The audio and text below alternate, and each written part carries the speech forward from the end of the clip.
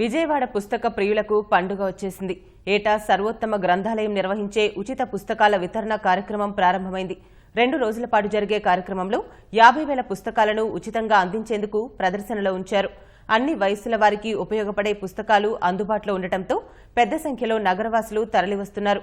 పుస్తక ప్రియులతో కిటకిటలాడుతున్న సర్వోత్తమ గ్రంథాలయం గురించి మరింత సమాచారం మా ప్రతినిధి ప్రహల్య అందిస్తారు.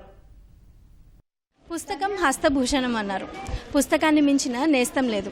రాను రాను స్మార్ట్ ఫోన్ యుగం మొదలైన తర్వాత పుస్తకానికి చాలా మంది దూరం అయిపోయారనే విమర్శలు వెల్లువెత్తుతున్నాయి. దానిని తోసిపుచ్చేందుకు, పుస్తకాలను ప్రజలకు చేరువ చేసేందుకు ఆంధ్రప్రదేశ్ గ్రంథాలయ సంఘానికి సంబంధించిన సర్వోత్తమ గ్రంథాలయం 4 ఏళ్లుగా ఉచితంగా పుస్తకాల వితరణ కార్యక్రమాన్ని చేపడుతోంది.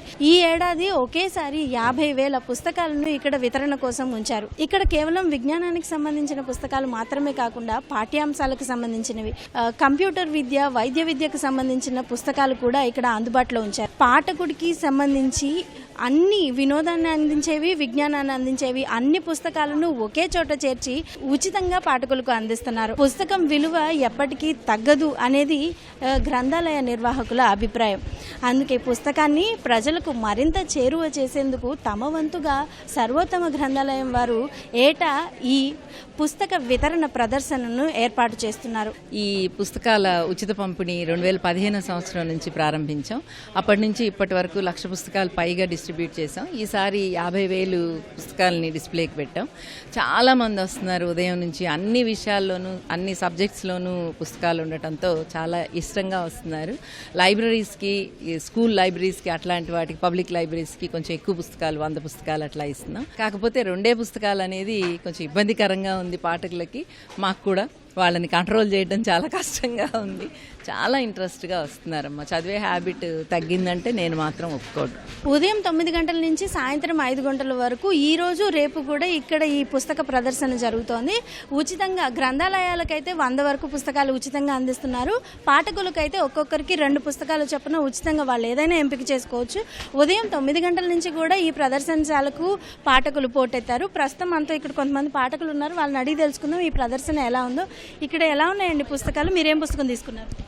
ఇది ఒక పుస్తకాల పండగ అని చెప్పొచ్చు అండి. పుస్తకాలు చదివే వాళ్ళ సంఖ్య తగ్గి చూసేవాళ్ళ సంఖ్య పెరుగుతుంది. టీవీలో కానీ, సెల్ ఫోన్లో కానీ పిల్లలకు కానీ లేదా భవిష్యత్ తరాలకు కానీ ఒక మంచి పుస్తకాలు దొరుకుతాయి. ఈ మంచి పుస్తకం చదివితే నాకు ఉపయోగం అనేటువంటి ఫీలింగ్ని కలగజేస్తుంది.